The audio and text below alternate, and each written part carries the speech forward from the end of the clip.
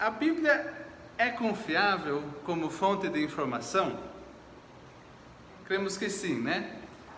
Mas você já reparou como que é fácil a gente dar aquela balançada? Especialmente quando ouvimos uma ideia que vai contra essa nossa fé e ela parece fazer muito sentido. Daí a gente dá aquela, opa, e agora? Não é verdade? E não parece ser assim, até fácil demais, dar essa balançada?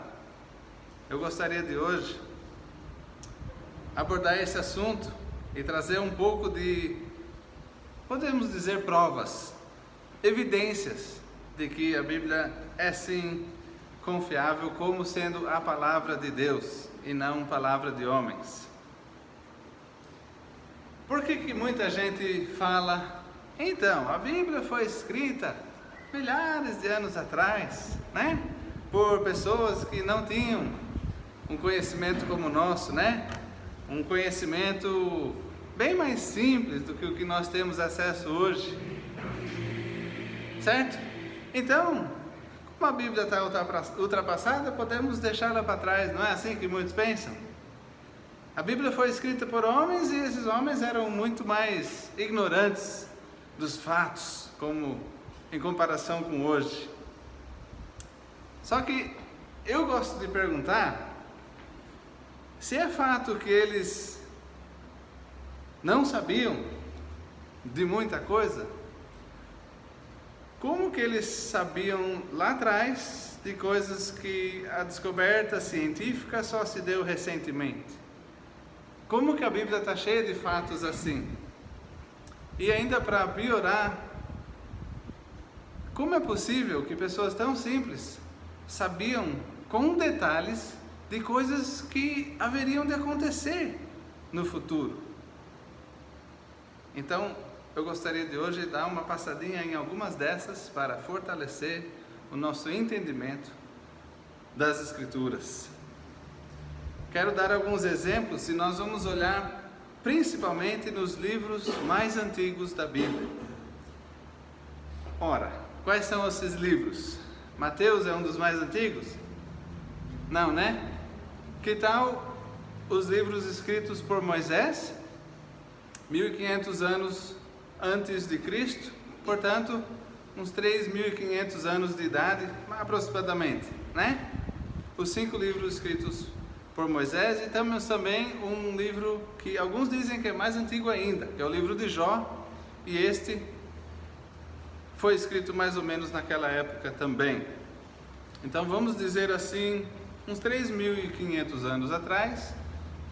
Não é para ter conhecimentos científicos que só se descobriram 100 anos atrás, 200 anos atrás, né? Porque 3.500 anos para 200 anos é bastante diferença. Bom, vamos dar umas olhadinhas nos versículos que eu separei aí. Vocês vão ver que a maioria deles ou é de Jó ou é dos primeiros livros de Moisés. O primeiro é um fato estranho, um calor intenso debaixo da superfície da terra. Queria ler para vocês de Jó 28, versículo 5, que diz: da terra procede o pão, mas por baixo é revolvida como por fogo. Como que era possível a Jó escrever uma coisa dessas?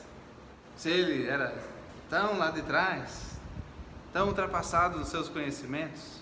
Aliás, eu até pergunto, será que Jó entendia isso que ele escreveu? Mas vocês viram ali, né? Por baixo é revolvida como por fogo, por baixo da terra. Esse conhecimento não se alcançou até recentemente. Mas vamos ver uma outra coisa interessante, um outro fato interessante. O fato de a terra ser suspensa sobre nada. Em Jó, no capítulo 26, versículo 7, diz: o norte estende sobre o vazio e suspende a terra sobre o nada. Outro capítulo de Jó, o 38, fala no versículo 6, sobre que estão fundadas as suas bases, ou quem assentou a sua pedra de esquina. Aqui nesse capítulo Deus mesmo está falando com Jó e perguntando para ele: você sabe disso por acaso? E aí ele fala da terra e depois fala isso. Os fundamentos, né, as suas bases estão fundadas aonde? No quê? E quem que assentou a sua pedra de esquina, que seria a parte principal da fundação de uma casa? E aí, Jó, aonde que está isso tudo? E a gente sabe a resposta, está em cima do grande nada, está suspenso no ar. Não é incrível isso? Mas todo mundo sabe disso, né? Todo mundo que já foi para a escola sabe disso. Pode ser, hoje. Mas essa não é uma descoberta científica muito antiga, não. Ela é recente. E aí temos outra ainda, o ar ser movido pela luz do sol. Ali em Jó, capítulo 38, no versículo 24, fala: onde está o caminho em que se reparte a luz, a qual espalha o vento oriental sobre a terra? Quê? Como assim? Luz que espalha o vento oriental sobre a terra? A luz tem alguma relação com o vento? Fato científico, hoje já se sabe. A luz aquece certas regiões, ali há a evaporação sobe e há então um empuxo, puxando então correntes de ar por baixo, e é tudo muito fascinante, né? Mas isso não se sabia desde sempre. E no entanto, 3.500 anos atrás está aí escrito no livro, não é? Continuando, ainda em Jó, agora no capítulo 28, o fato de o ar ter peso.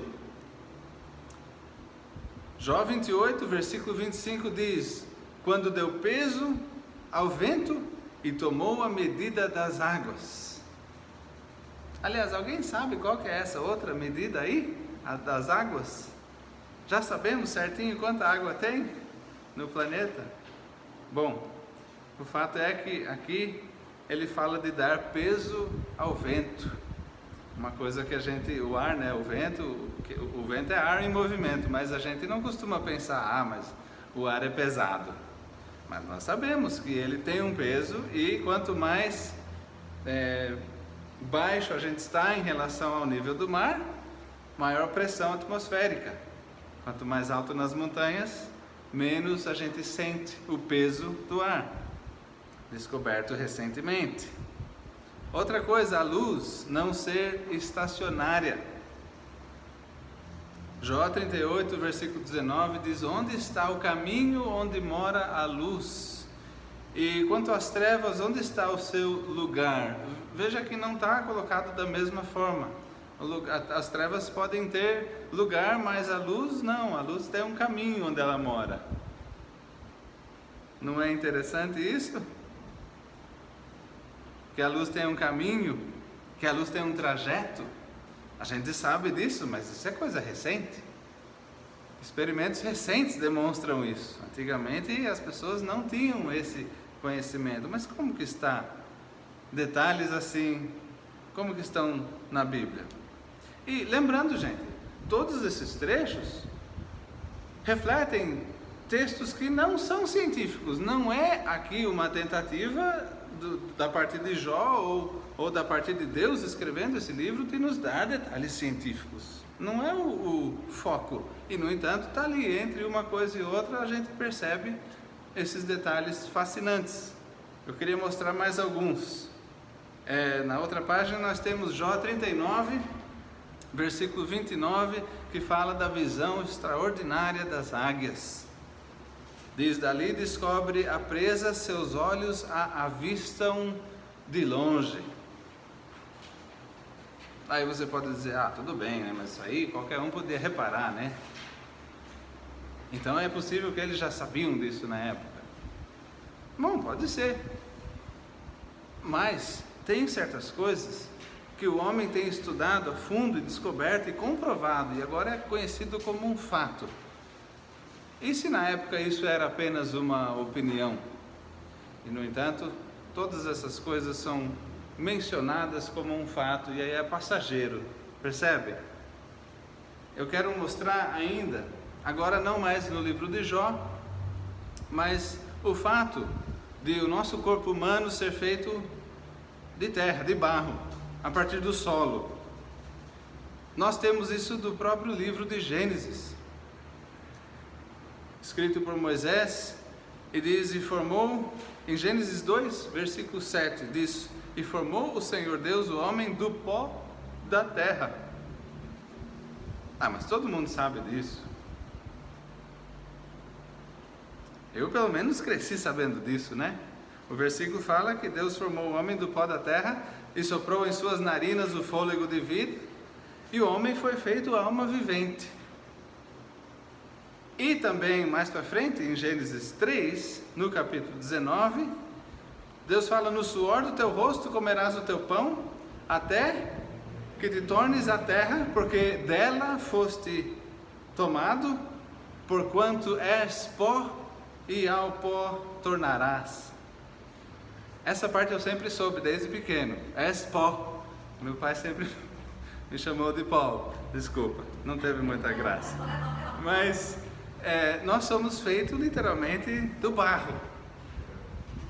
E no entanto, quando foi pesquisado, inclusive recentemente, para fazer a avaliação da química do corpo, de quais são as substâncias presentes no nosso corpo, todas elas que estão no nosso corpo estão na terra, e é costume ter todas essas substâncias em praticamente todos os tipos de solo no planeta todo. Tudo bem que em alguns solos que foram abusados e o solo está um pouco mais empobrecido, talvez seja difícil encontrar uma ou outra coisa, mas é fascinante isso, de que isso é um fato e já está ali afirmado nas Escrituras desde o início, só que só foi descoberto agora há pouco. A importância do sangue é outro fato estabelecido na Bíblia e que por muitos ignorarem isso até relativamente recentemente, houve muitas mortes na mão de médicos bem intencionados tentando tratar das pessoas e as pessoas morriam. Por quê? Por causa da tal da sangria, lembram disso? Já viram em filmes? O tratamento da doença é abrir um buraquinho e deixar sangrar. Se tirar bastante do sangue ruim, que eles falavam, se o seu sangue está contaminado, tira bastante dele, aí o seu corpo vai se restaurar. Uma pessoa mais conhecida, especialmente nos Estados Unidos, foi o primeiro presidente, o George Washington. E ele morreu praticamente sangrando assim, porque ele estava doente e os médicos resolveram curá-lo assim. E por 4 vezes eles tiraram sangue dele. Uma das vezes chegou a passar de 1 hora, o tempo que ele estava ali sangrando pelo braço, para ver se consertava o problema. Não consertou. Ele morreu naquele tempo mesmo. Só que, o que diz Levítico 17:11?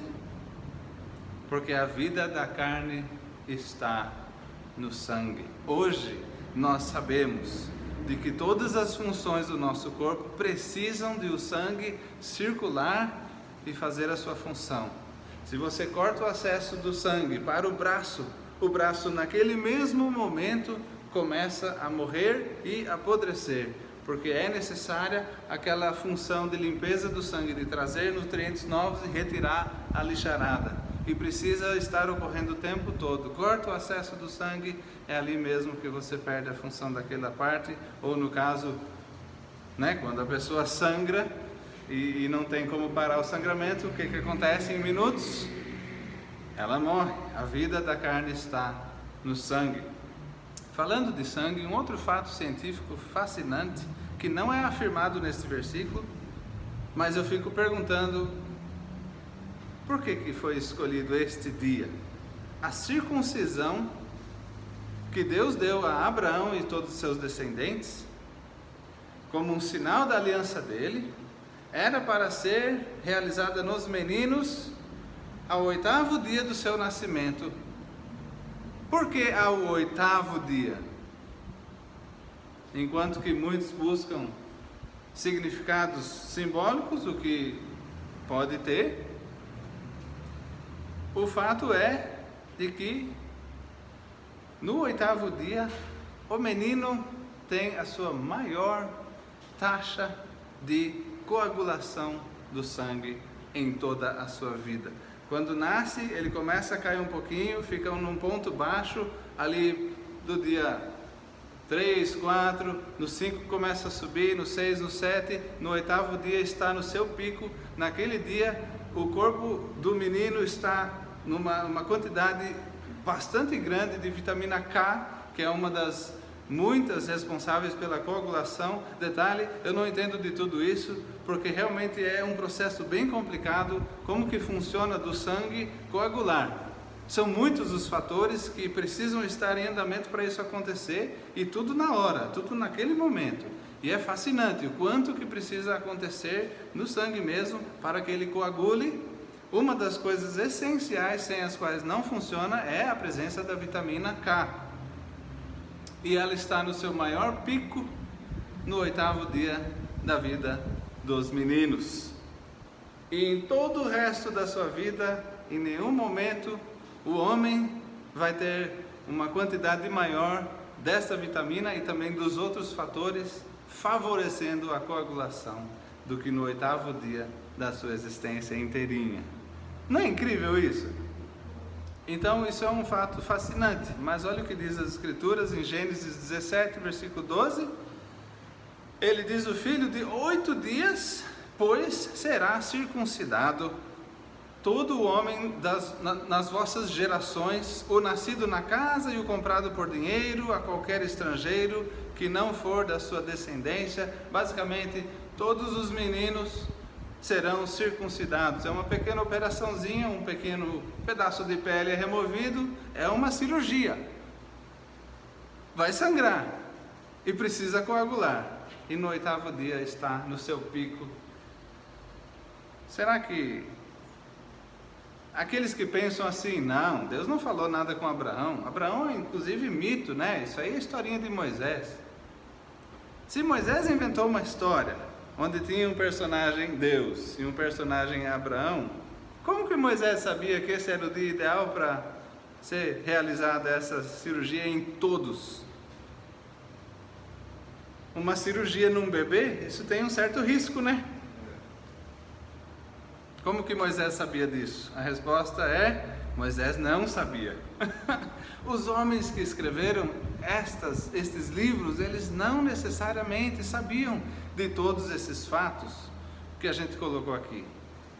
Fatos que já se descobriram, já houve a sua descoberta e a sua confirmação científica aí nos últimos 100, 200 anos, alguns fatos até um pouco antes, uns 400, 500 anos atrás. Mas 400, 500 anos pode parecer muito tempo para a gente hoje, mas se for comparar com a época em que isso foi escrito, é recente. E no entanto já estava tudo aí.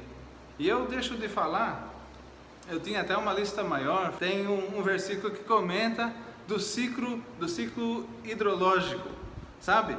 Onde os rios vão para o mar, né? Aí do mar a evaporação, nuvens, chuva, e aí volta, e é um ciclo.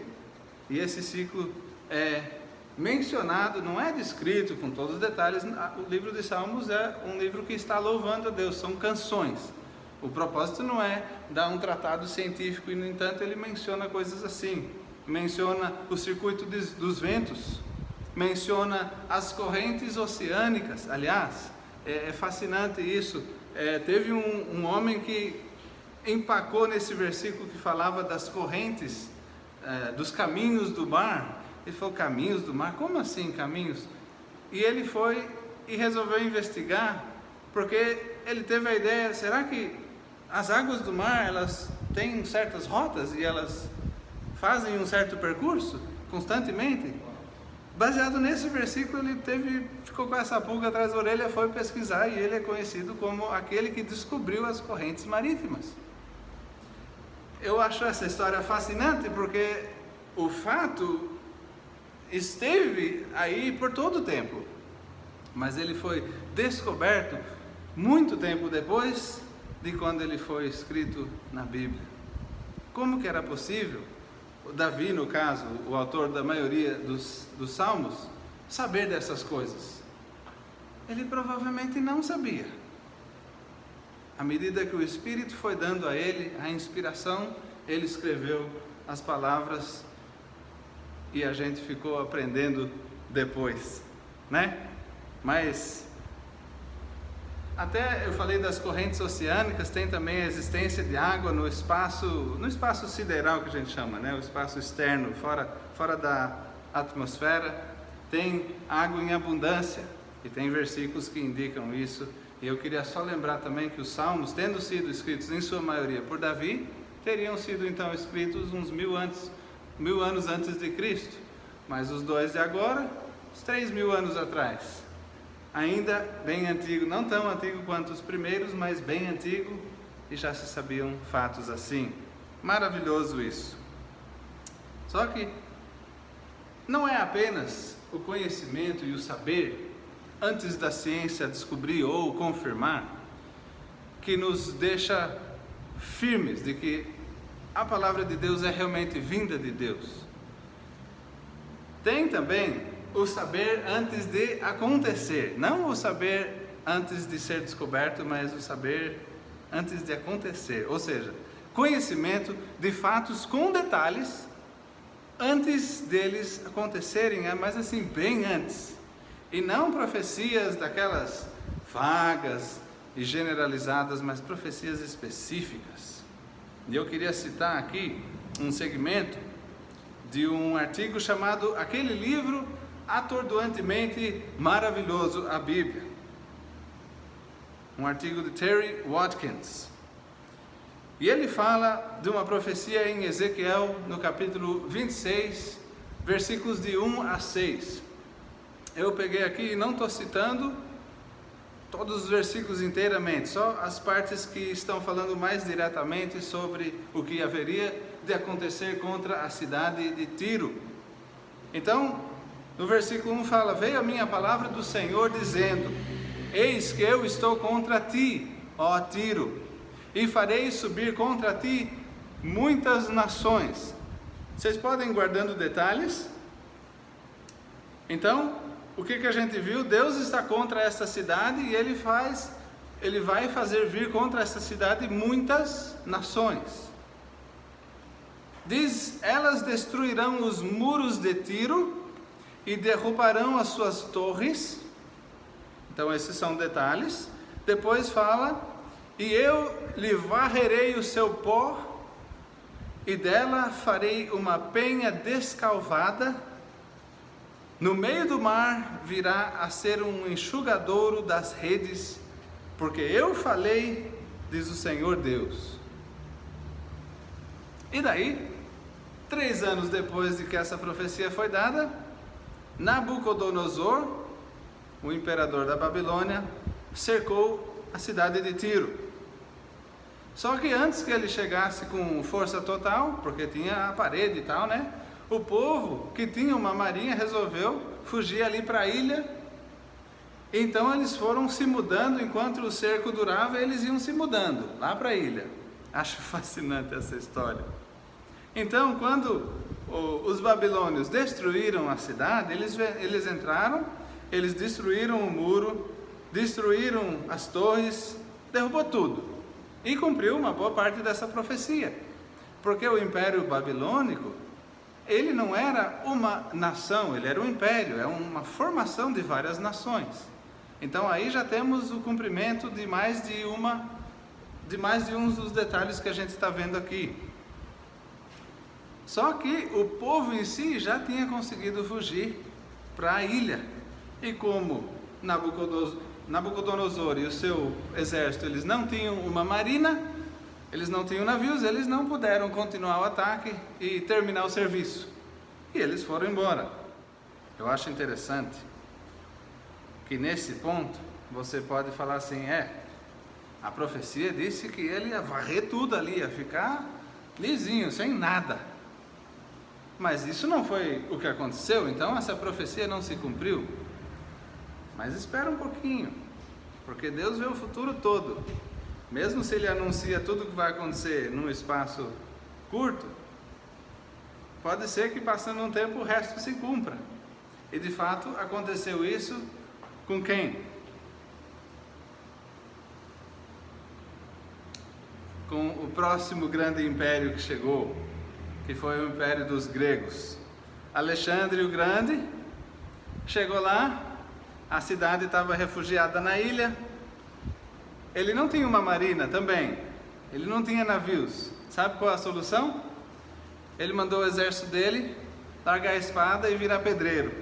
E todo aquele entulho das muralhas, das casas, toda aquela madeira, todas aquelas pedras das torres, tudo aquilo, eles foram jogando no mar e fazendo uma ponte.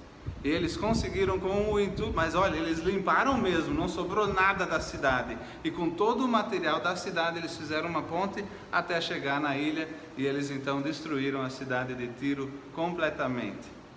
E ainda hoje, apesar de que já passou um tempão, aquele espaço onde ficava a cidade de Tiro ainda recebe as redes dos pescadores depois que eles as limpam e estendem ali para secar ao sol, porque parece um local ideal para isso. Ainda hoje acontece isso, ainda hoje tem pescadores naquela região ali. Eu não sei se ficou melhor para os peixes, né? Aquele monte de tijolo e madeira e tudo mais, mas o fato é que ainda hoje, mesmo depois de tanto tempo assim, se cumpre o que Deus anunciou na profecia, de que aquele lugar seria um lugar para enxugar redes. Os pescadores vão usar assim. Eu acho fascinante. A profecia de Ezequiel era do ano 586 antes de Cristo. E foi bastante tempo até que se cumpriu tudo, mas se cumpriu tudo. Só que essas não são as únicas profecias da Bíblia. Esse aí é só um exemplo de uma profecia que se cumpriu dessa forma única. As profecias sobre o Senhor Jesus Cristo são muito mais interessantes. E são mais de 300. Nós temos profecias detalhadas, profecias exatas a respeito da vinda do Senhor Jesus. Diz aonde que ele nasceria, como que ele nasceria, como que ele morreria, e temos detalhes a respeito da família em que ele viria. Nós temos vários detalhes, são 300 profecias que o Senhor Jesus cumpriu.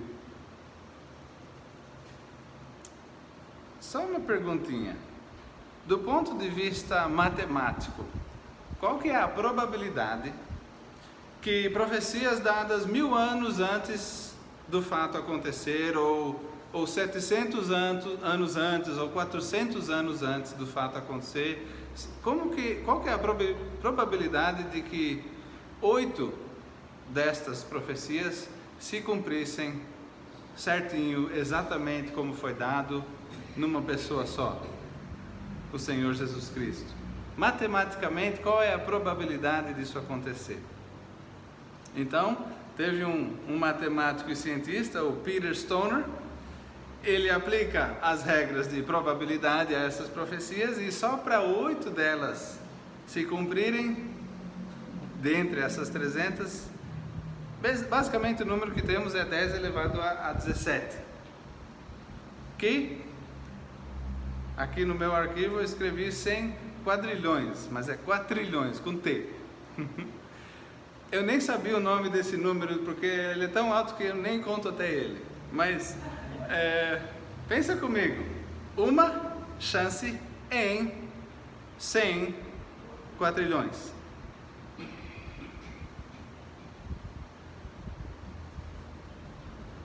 Uma chance em 100 quatrilhões. Isso para apenas 8 profecias. Como que fica esse número das probabilidades para o número real de profecias que foram cumpridas em Cristo? As mais de 300.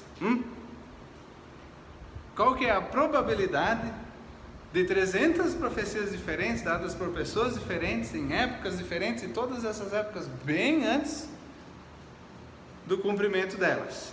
Qual que é a probabilidade matemática de 300 delas se cumprirem? A resposta é: eu também não sei. É muito grande esse número, não tenho tempo para ficar jogando esse tanto de zero aqui no papel, porque seria muito zero mesmo. Então, para concluir esse segmento, a Bíblia é confiável sim. Quando as pessoas falam: A Bíblia foi escrita por homens que viveram muito tempo atrás, séculos, milênios atrás, e portanto eles não tinham o conhecimento que nós temos hoje. A resposta é verdade, eles não tinham mesmo. Eles recebiam um conhecimento que não era humano, eles recebiam a palavra de Deus e eles registravam fielmente essa palavra. Como que a gente explica todas essas coisas apenas humanamente? É possível explicar? Eu estou assim, por causa do tempo, passando por cima de muita coisa, não é? Ainda hoje eu estava conversando com um jovem, Fernando, e ele estava falando da dificuldade dele com certos milagres na Bíblia. Como, por exemplo, a nação de Israel que saiu do Egito, fugiu lá do Egito, e sob a direção ou liderança de Moisés, que estava sendo guiado por Deus, eles chegaram ao Mar Vermelho e o mar se abriu, e aí eles atravessaram, pisando em seco, enquanto os egípcios perseguindo estavam ali se atolando no lodo, mas os israelitas pisavam no chão seco. E ele tem dificuldade com coisas assim. Daí eu brinquei com ele, então você deve ter muito mais dificuldade no fato que Deus, primeiro não tinha nada e Deus simplesmente falou, e daí agora tinha tudo. Tinha o universo, tinha o mundo, tinha os céus, tinha Você tem mais dificuldade com isso ainda então, né? Porque isso é um milagre muito maior do que esse que você está descrevendo. Deus não está limitado em seu poder, e para ele falar para um profeta, falar, daqui a 1000 anos vai acontecer assim, assim, assim. E nós temos profecias que elas vêm com data. As profecias de Daniel têm data, e se cumpriu na data certinho. É incrível, como que Daniel tinha como saber dessas coisas? A resposta é que ele não sabia. E sim, pode ser que as pessoas que escreveram a Bíblia eram pessoas simples, apesar de que alguns não eram não, alguns tinham uma escolaridade maior do que a nossa nos dias de hoje, e no entanto, independente desse fator, a Bíblia foi dada por Deus, é a revelação de Deus, de quem Ele é, do que Ele deseja, de quem é o homem, do que Deus quer do homem, do que é a natureza humana, de qual é o destino do homem. Tudo é o manual do fabricante. E tudo o que nós precisamos saber, Deus colocou na sua palavra. Então, quando a gente percebe essas coisas, quando a gente tem um momento só para ver assim, como é incrível a Bíblia, e como ela realmente não pode ter sido escrita por homens, só pode ter sido de Deus. Como isso nos dá forças, como isso nos encoraja, nos anima.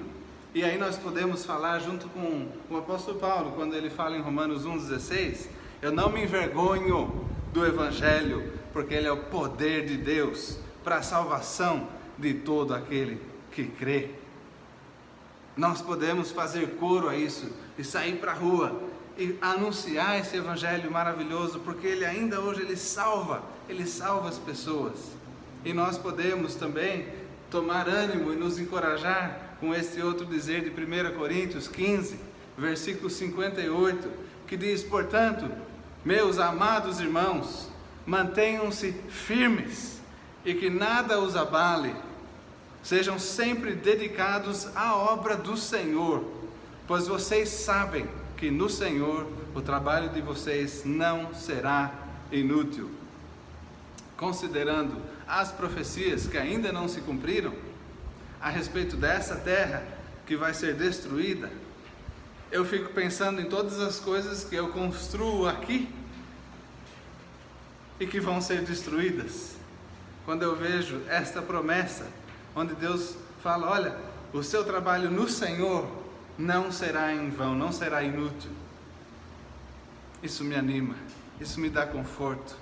Isso me faz nem dar bola para o fato de que tudo que temos aqui, por melhor que seja, por mais bonito que seja, vai queimar, vai deixar de destruir, vai deixar de existir, porque Deus vai criar novos céus e nova terra. E aí tudo será perfeito. Mesmo assim, nada disso me desanima, porque tudo que a gente faz no Senhor tem recompensa do Senhor. É isso que alegra Ele. A coisa que mais agrada a Deus é a fé. A gente não conhece? Pois sem fé é impossível agradar a Deus. Ele nos dá a sua palavra, Ele nos dá um monte de coisas que poderiam ser cientificamente comprovadas, mas na sua palavra tem também um monte de coisas que não podem ser cientificamente comprovadas. O amanhã, a nossa esperança, as promessas de Deus relativas ao futuro, a ressurreição do nosso corpo, todas essas coisas não podem ser examinadas ao microscópio ou de outra forma científica. Simplesmente não é possível, não está dentro do âmbito da ciência, isso está dentro do âmbito da fé, e Deus deseja muito que a gente viva uma vida de fé, a cada momento, sempre cientes do que Ele falou e vivendo de acordo com o que Ele nos diz. Vamos para as ruas, gente, vamos pregar o Evangelho, vamos anunciar essas notícias maravilhosas de que Cristo morreu pelos nossos pecados. Amém?